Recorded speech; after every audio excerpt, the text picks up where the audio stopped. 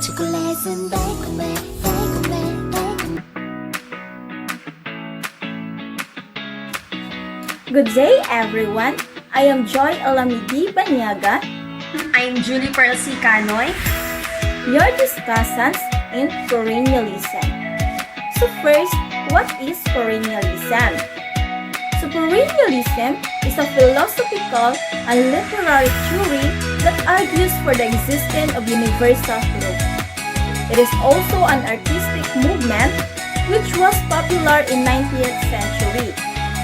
This theory's idea is not certain truth about life and can be found by looking at different cultures throughout history.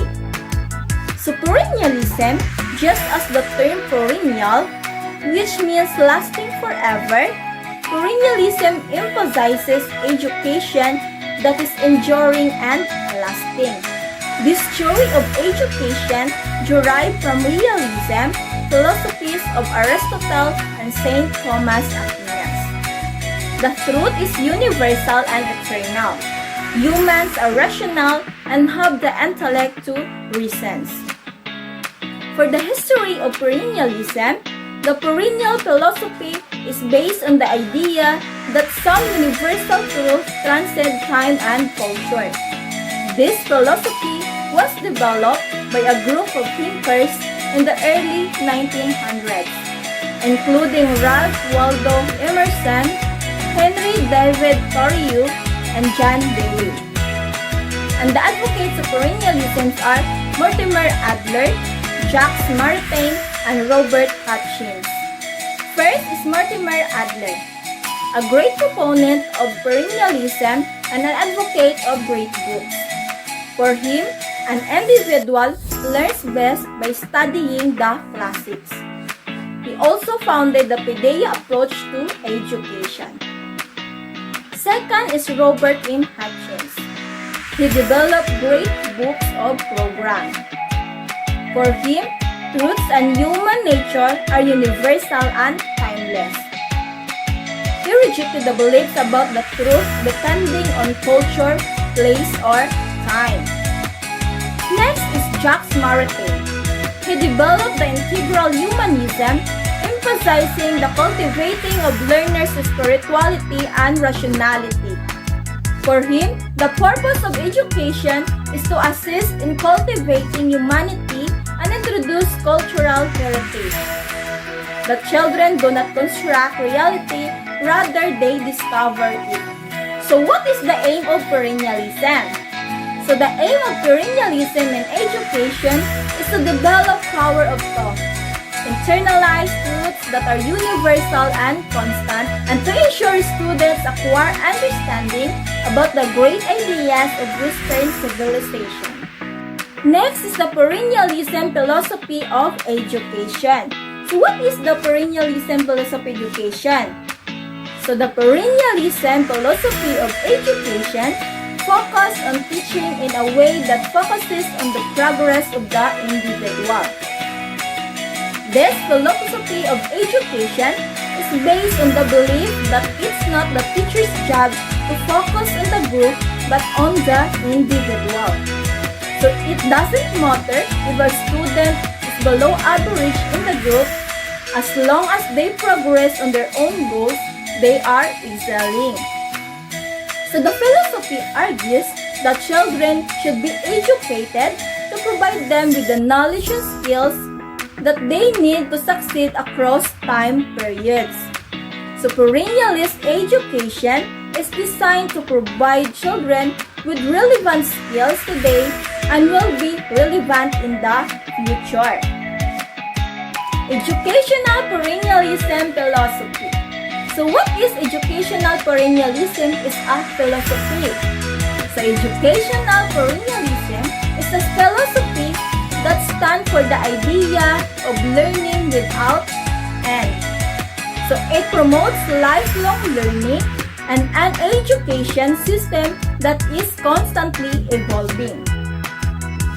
So the philosophy was first introduced in 1975 by Dr. James Batson, who believed that education should be tailored to each students need.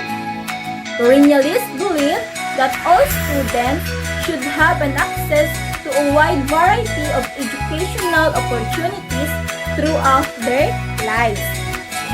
So, perennialism is the belief that education should center on knowledge from the past to educate our future generations. Generally, children's minds are empty canvas, where they can be filled with knowledge from all time periods. Teaching kids to study timeless topics such as math, history, science, or literature is a key because it creates a solid foundation to develop students' intellectual skills. Perennialism educational philosophy examples.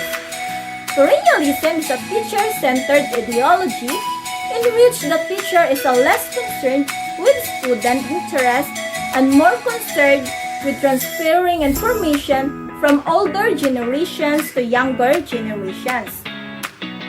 So the instructor or the teachers will concentrate on the value of reading and will also use underlying lessons of reading to make a philosophical argument. Teachers use history, religion, literature, and the laws of science to reinforce fundamental theories that have the ability to solve the problem at any time. Next is the perennialism curriculum. The perennialist curriculum is a teaching method that focuses on the study of timeless topics. Perennialism curriculum is a theory of formal education that suggests all systematic knowledge can be divided into four types: the art, science, philosophy, and mathematics. Perennialist thinkers generally believe this because they think nature's law is universal.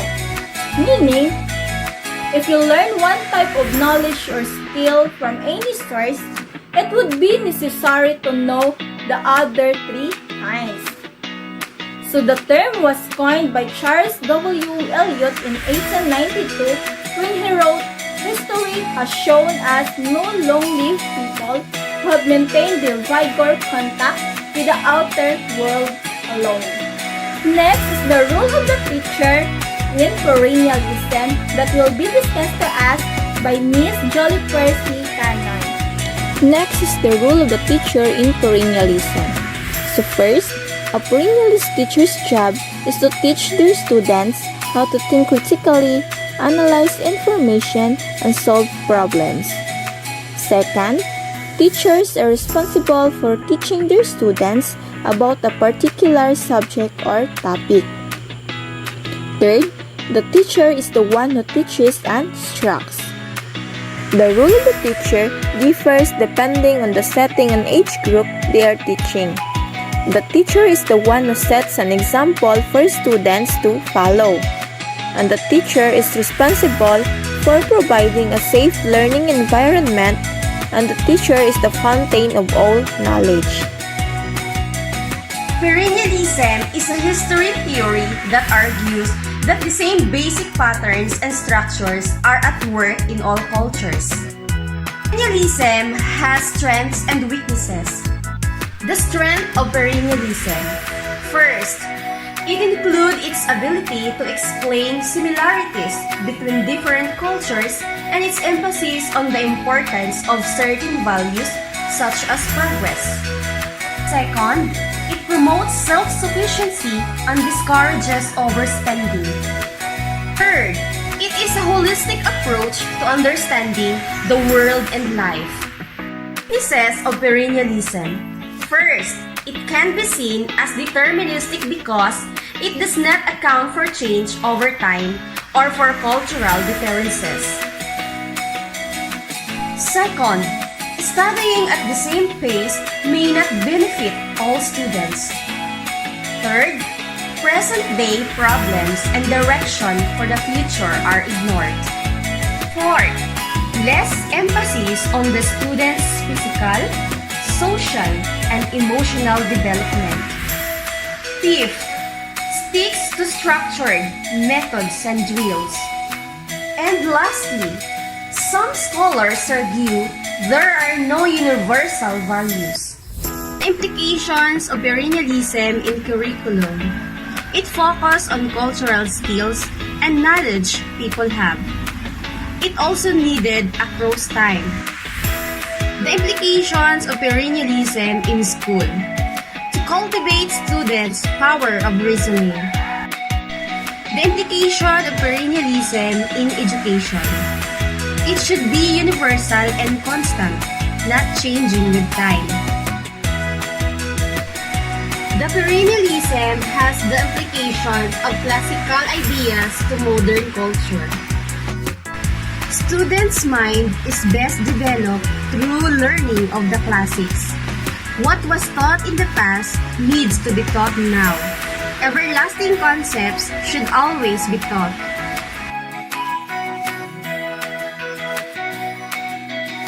Now we have breakfast together.